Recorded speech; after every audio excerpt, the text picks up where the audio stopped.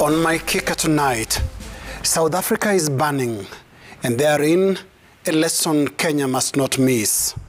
With each mall looted and every vehicle burned, all the relevant pieces of the South African crisis have been falling in place for the last few days and at a high cost that includes over 70 lives. With all the pieces virtually in place, conclusions can be drawn on what the last few days of utter madness in South Africa have been all about. The conclusions may vary as the perspectives, but most, if not all, observations will converge at the painful fact of the economic inequality that afflicts the South African society. When in 1994, South Africa celebrated the end of apartheid and the swearing in of Nelson Mandela as the first black president, few could tell the myriad challenges waiting behind that cloud of excitement.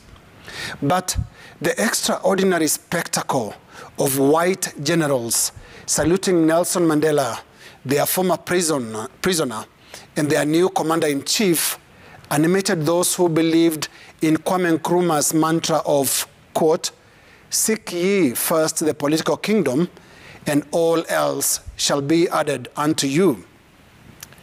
South Africa is burning tonight because of the enduring hollowness of Nkrumah's mantra.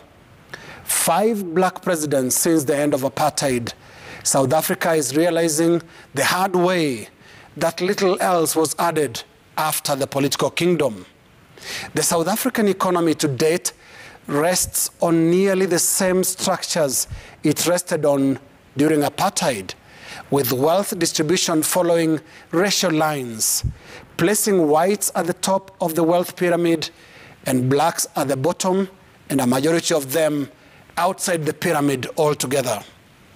Like Kenya at independence or after independence, land reforms have been South Africa's headache. A recent audit states that a whopping 72% of private agricultural land in South Africa is in the hands of white farmers, and 80% of the economy is controlled by the white South Africans, who comprise only 9% of the entire country's population.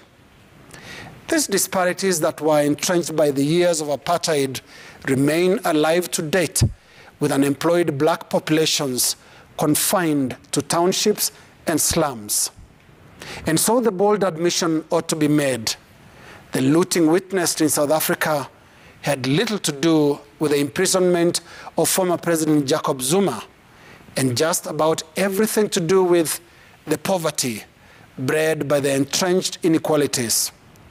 As Kenyans, we must not follow the unfortunate events in South Africa with our usual indifference. The notion that we are not like other Africans was tested and proven wrong, especially in the 2007-2008, when our nation came apart at the back of a disputed presidential election. That South Africa can burn because of historical inequalities means Kenya cannot afford to ignore its own ticking time bombs.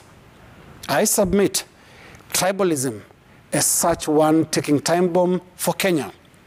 58 years and 4 presidents since our independence from Britain, the path to nationhood continues to elude Kenyans.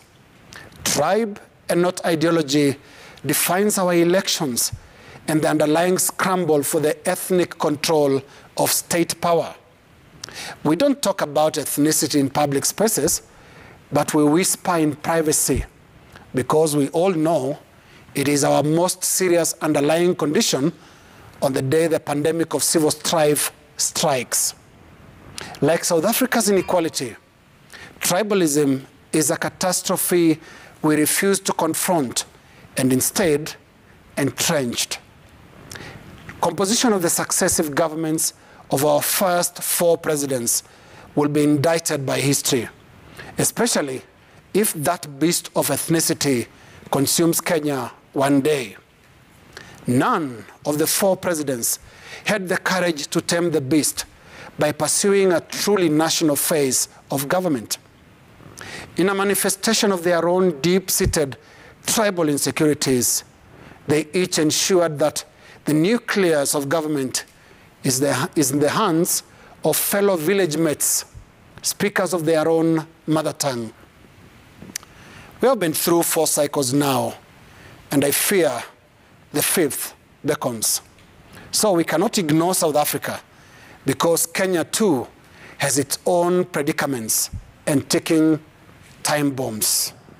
That is my kicker.